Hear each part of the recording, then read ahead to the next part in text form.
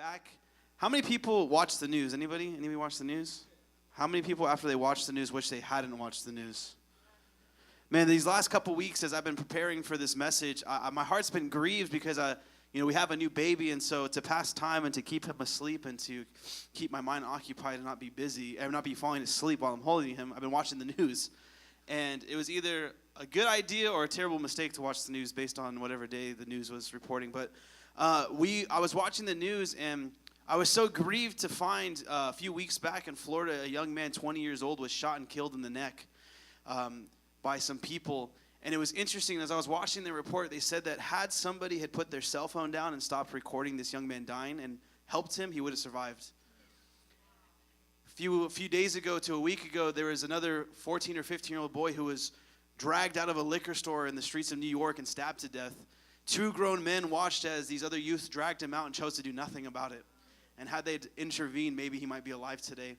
My heart has been grieving for these young men, young women, and young people who have been dying in our nation and have been dying all over the world. And I feel that what God is trying to speak to us this afternoon is it's time for us to get involved in the fight. It's time for us to stop staying out of it, and it's time for us to start getting involved in the fight. A few weeks ago, my sister posted this thing on Instagram, my older sister, on Facebook, my older sister, Erica, and she was talking about, obviously, there's different things going on in our world. We talk about immigration and things like that. I'm not going to get into the politics of it because I think that at the heart of it, a Christian, what you do and how you treat people should never be based in your emotions, in politics, but in the love of God. And she posted this thing talking about loving people and talking about, how her heart breaks for children that are getting separated from their families and various things like that. And can I tell you that not one non-Christian commented on her post, but a bunch of Christians who tore her down and said all ridiculous things to her because they were standing on political views and not on what Jesus says and not what love is. It's time for us to get involved in the fight, church. It's time for us to do something. You with me? So we're going to be in Joshua chapter 3. And as I was thinking about these young men and women who were killed brutally these last couple of weeks, and as I was thinking about my sister's posting, I was brought to the book of Joshua. At this time, the Israelites are getting ready to cross the Jordan. And you might say, well, what does this have to do with killing and different things like that? But it's really a metaphor. It's really an image that I want to portray to you. The Israelites were at the banks of the Jordan. They were getting ready to cross over, and they were faced with a flooded Jordan. At this season, when the Israelites were getting ready to go over, the river was running rampant. It was crazy. The waters were flooded, and they couldn't fathom or understand how they were going to get across to the other side. It was violent. They had just been in the wilderness for 40 years. They had seen God move, but they had hit roadblocks along the way. And I'm sure as they approached the Jordan, they thought to themselves, being human, man, one more thing for us to do. One more obstacle for us to encounter. One more thing that we're going to have to figure out. And I can imagine being a human and being in situations in my own life thinking, man, if I was them, I would have been like, man, I'm just going to go back. This town that we passed, this area that we went by, that seemed good enough for us to settle in. But God had something more for the Israelites. He had a promise for them. He had a destination for them. So they're at the banks of the Jordan River in the flood season, and there was violent waters in front of them that were impeding them from crossing over into the promise that God had for them. You see, we're in this time and pivotal point in our country where people are not helping other people, where people are not loving other people, and they're choosing to not get involved in the fight. And there are people who are literally dying in our streets because of the church's lack of involvement in the conversation and in the violent waters. So the Israelites are on the banks of the Jordan. In fact, they encamped there for 3 days. In the book of Joshua chapter 3, it says this. You can go to the next slide, B. It says this. Early the next morning, Joshua and all the Israelites left the acacia grove and arrived at the banks of the Jordan River. They were camped before crossing. 3 days later, the Israelite officers went through the camp giving these instructions to the people. When you see the Levitical priests carrying the Ark of the Covenant of the Lord your God, move out from your positions and follow them. You see, at this time, they were faced with the violent waters, and they were trying to figure out how they were going to get across. Prior to this situation and this encounter with the Jordan, the Israelites had actually sent a few of their men over to scout out the land in front of them. So there was only a few and a handful that were able to navigate across the waters. But now we're talking the entire nation of Israel is going to have to get across the Jordan into the promised land. You see, we read these stories time and time again, and we just look at them as these children Bible stories, like, oh, so great, they crossed the Jordan, it was amazing. But they had to get across millions of people across this rushing river. Millions of people, men, women, children, livestock, their entire livelihoods, everything they owned and had to make it across. Millions. And they're faced with this impossible task to try to get across the Jordan. You see, for some of us, we're faced with life's obstacles. Maybe it's death. Maybe it's stuff like I mentioned in the media and things that are happening in the world around us. And there's these physical things happening around us, and we perceive them and we see them, and we don't understand why they're happening or how we're going to overcome them. You see, the Israelites, they had gone through the wilderness. They had seen God move. Manna came down from heaven. They had seen God move where Moses hit the stick with the rock, or hit the rock with the stick, and then the water came out. They had seen God move that when Moses went out to the mountain, he came down with the 10 Commandments. They had seen God move. They had been brought out of Egypt from a captivity. They had seen him move, and I can imagine them thinking, not again. You see, there was a point in the wilderness where they began to build a golden calf because they were so mad at Moses for taking so long on the mountain, and they were becoming impatient. They thought, man, we need to do something. And I can imagine being at the banks of the Jordan, again, imagining themselves, man, what is it going to take for us to get to this promise? Another obstacle, another physical thing that we have to overcome. And I can imagine that the leadership and the people of the millions were meeting, and they were converging and saying, how can we get across? Man, do we build life rafts? Do we build a bridge? Do we wait for the water to subside? It's going to take months, maybe even a year for it to subside. How do we get across? And Joshua begins to develop a plan that was inspired by God. And God tells him, man, you need to take the Ark of the Covenant and you need to set it half a mile in front of the people and march that thing into the river. You see, there's some things in life, church, that are physical problems that can only be changed, that can only be worked out, and that can only be overcome by spiritual influence. You see, God has equipped us. God has given us His Spirit. So when we face physical obstacles that are too overwhelming for us, that grieve us, that the waters are so violent, He says, man, I have given you my Spirit that has overcome sin and death. This obstacle is nothing for you. It's time for Christians to get back in the fight. Because we have the answer, we have the power, we have the solution, we have the ability to change the very climate of this world. But there's people who want to just open up their camera phones and film the action rather than getting in and trying to make a difference in the situation. And Christ says, man, I have equipped you, I have called you, I have qualified you, and I've given you my Spirit. You see, for some of us, we get so caught up in the situation that we try to fix it on our own, and we end up making it even worse. And God is saying, man, I've given you my Spirit. I've given you a set of instructions. So Joshua tells them, man, that the Levitical priests that are carrying the Ark of the Covenant are supposed to go first into the Jordan. In fact, these Levitical priests, the Ark of the Covenant, it was this thing that was about the size of a treasure chest. And inside of it was the rod of Aaron. And inside of it was the jar of manna that had fell from heaven. And also was the 10 Commandments. And it was supposed to have the Spirit of God inside of it. And it was a physical thing that symbolized God's presence here on earth. And I can even imagine the Levitical priests saying, man, we're supposed to be the ones carrying this and going first. What kind of faith must it have taken for them to be like, I'm okay with going into this rushing river and possibly dying? What faith must it have taken? Said, man, I'm going to carry the presence of God. But can I tell you, they were so faith-filled because they understood that it wasn't just this ark that was gold and had all this shiny stuff on it, but they were literally carrying the presence of God with them into the middle of this river. And so they weren't afraid because when you have the Spirit of God inside of you, when you are carrying His presence, it doesn't matter what surrounds you. You know that God is with you and He is for you. So these priests understood it. And they understood that it would literally change the tide of the Jordan River. In fact, the Word of God tells us that as the priests were getting ready to go in, God was already working around in the background. He began to choke off the water at its source. So by the time the priests got into the middle of the river had subsided. You see, atmospheres change, situations change. The physical nature of things in this life begin to change when you understand what lives inside of you. You see, in fact, Jesus, when He was with His disciples one last time before He ascended, He said, man, it is to my benefit that I go. It is to your benefit that I go. Because when I go, I am sending one to you who's going to be the comforter. I am sending one to you, and the one who fills you, and with you and you and the Spirit together, you will do even greater things than I did. And so the priests, they're getting ready to go out. And Joshua saying, man, we have to do this. The priests are going to go a half mile in front of us. And a lot of people speculate and say, man, the reason why they went a half mile in front of them was because it was holy. It was the presence of God. But can I submit to you, it was way more simple than that. There was 1 million people on the shore, and the priests were a half mile in front of them. Can I tell you, it's because God wanted to make sure that everyone got a view of what he was about to do. God wanted to make sure that everyone can see what he was about to do and how that river was going to subside. God wanted to make sure that everyone knew the testimony that was going to come out of this situation. God wanted to make sure that everyone bore witness that even though you were wandering for 40 years, even though you faced trial and tribulation, even though you went through this thing, he's the same yesterday, today, and forever. What he did back then, he can do for you now. He wanted the millions to realize this and to witness it.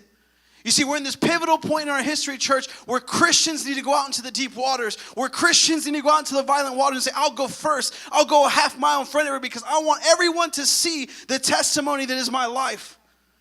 Can you imagine if we did that, church? That if we said, we'll go first, we'll engage in the fight, we'll engage in the conversation, we'll be the ones to go out into the city streets and show this city that we love them by our actions, by the Spirit of God that lives inside of us. We'll be the ones to go first into the deep waters, into the violent waters. You with me, church? So Joshua gives them this instruction. Go a half mile in front and then the people will follow after. The Ark of the Covenant was a visual representation of God's presence with the people. We see physical problems in our lives that can only be resolved by supernatural solutions. The Ark went first. And it went first so that everyone had a clear view. Our eyes have to be fixed on his presence, church. Our eyes have to be fixed on his presence. You see, back then, the people followed the ark because it housed and enclosed the presence of God. But can I tell you something? There is no more ark. We are the carriers of his presence. We are the ones that others look to as a representation of who Christ is on this earth. We are the ones that people look to, and it's the Spirit of God inside of us. You see, we can have it all together on the outside, but be dead on the inside. You see, that ark, without the presence of God inside of it, they would have marched right into that Jordan River and they would have been consumed.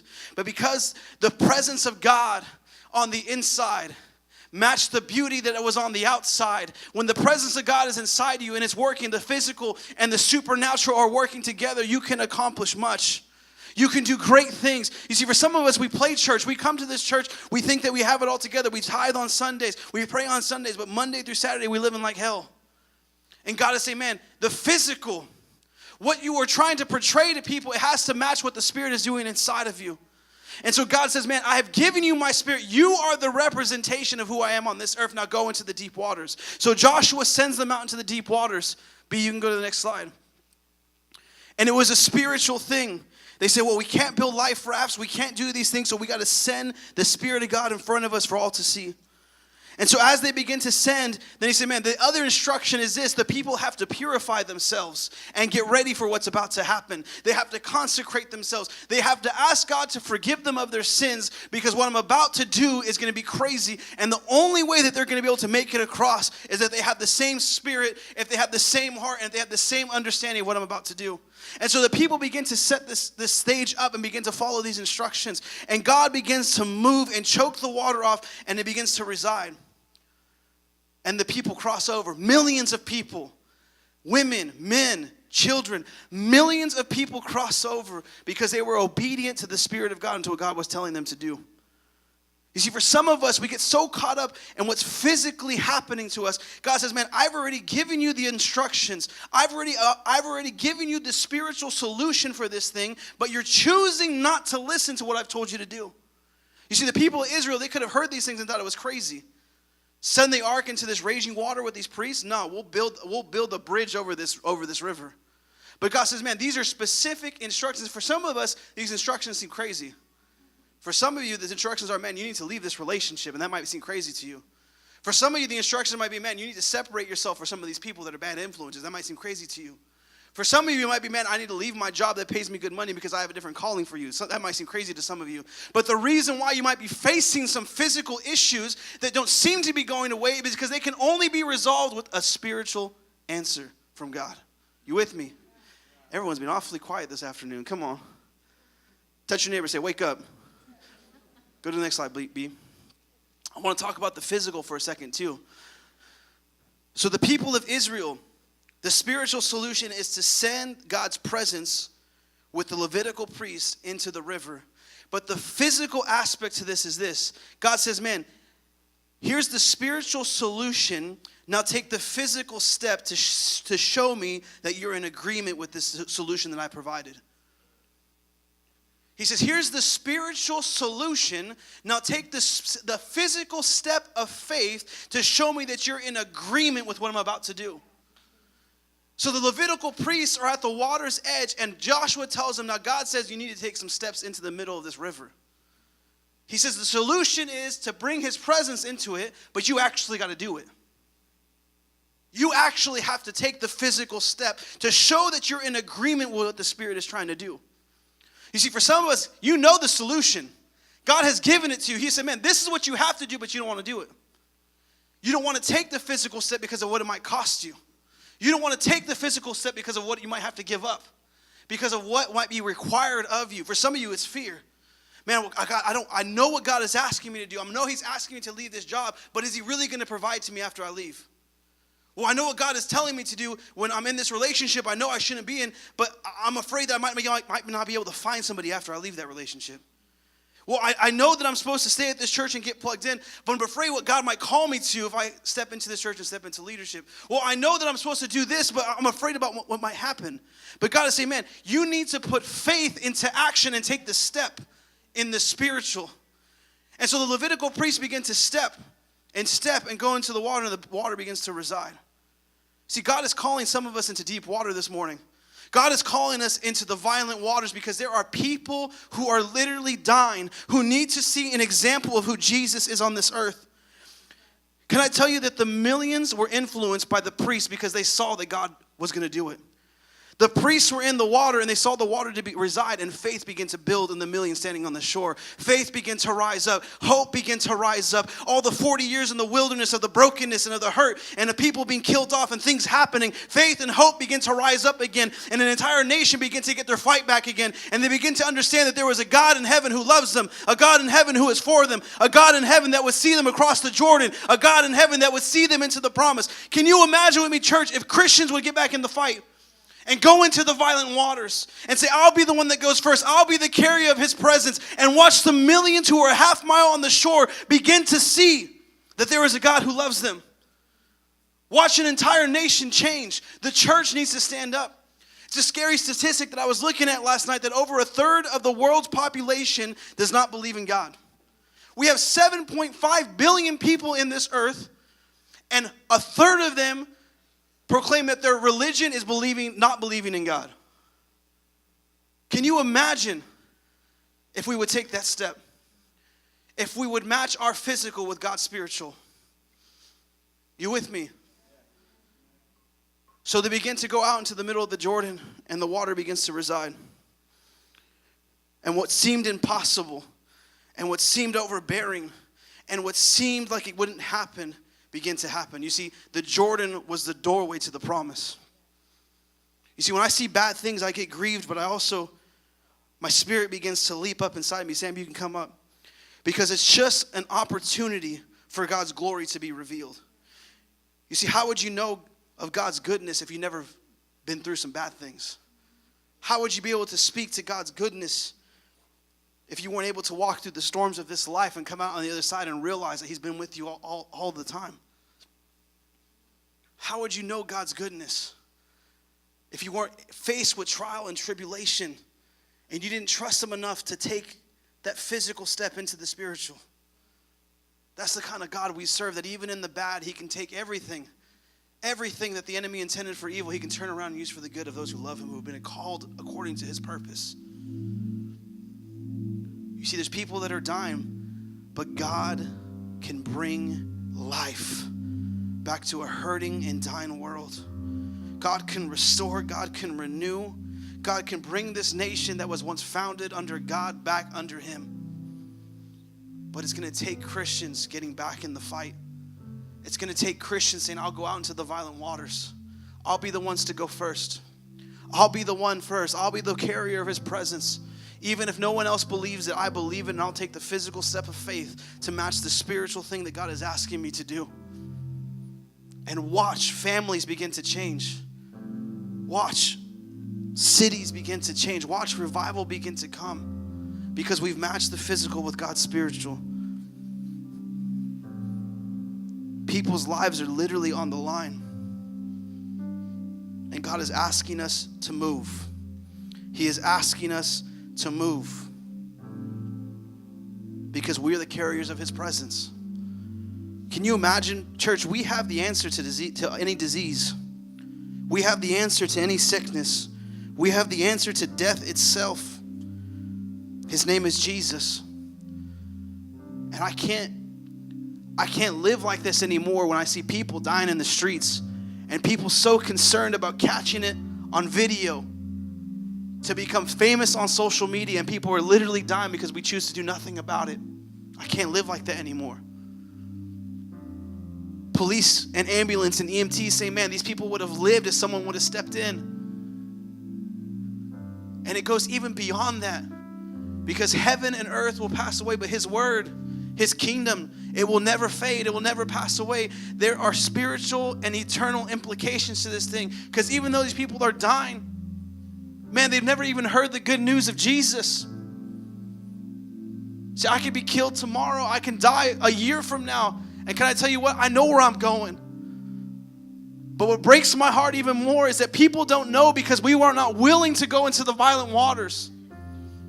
We're not willing to take that step of faith and say, God, I will go wherever you want me to go, so that the millions on the shore can see that there is a God in heaven who loves them, who is for them, who's prepared a place for them. Man, if you're in this place this afternoon, you say, Pastor Derek, I'll go into the violent waters. I'll be an example of who Christ is on this earth. I will take the step this afternoon, the physical step, and say, I will go into the violent waters. I will go to wherever God has for me, so that way he can provide a spiritual solution to this craziness that we're facing in our nation. Man, if you want to go into the violent waters with me, I want you to stand to your feet wherever you're at. I want to pray with you. The second thing I want to ask you is this.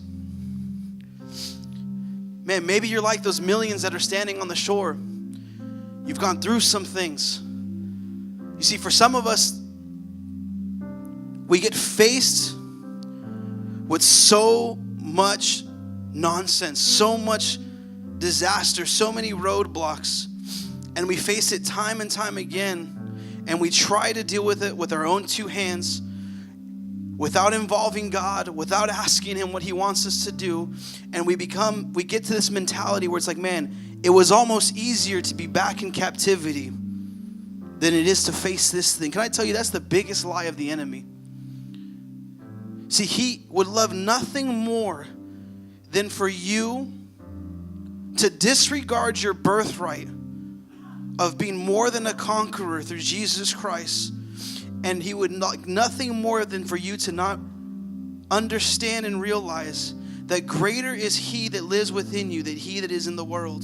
That you have the power that literally rose Jesus from the dead living inside of you. Man, if you're in this place, say, Pastor Derek, the enemies are speaking these lies to me, that I've been facing these situations, and now I almost feel like I'm better in captivity than where I'm at now. Man, I want to pray for you. If that's you, I want you to stand to your feet, because I want to pray for you for a new mind, for a new heart, and a new spirit. Because God says, man, you are more than a conqueror. That this situation that you're facing, maybe it's time to let go and to let God move through his spirit and to direct you and to follow those steps like the Israelites were given, to send the priest out, for the nation to walk a half mile behind him, and for everyone else to cross over. The third thing I want to do is this.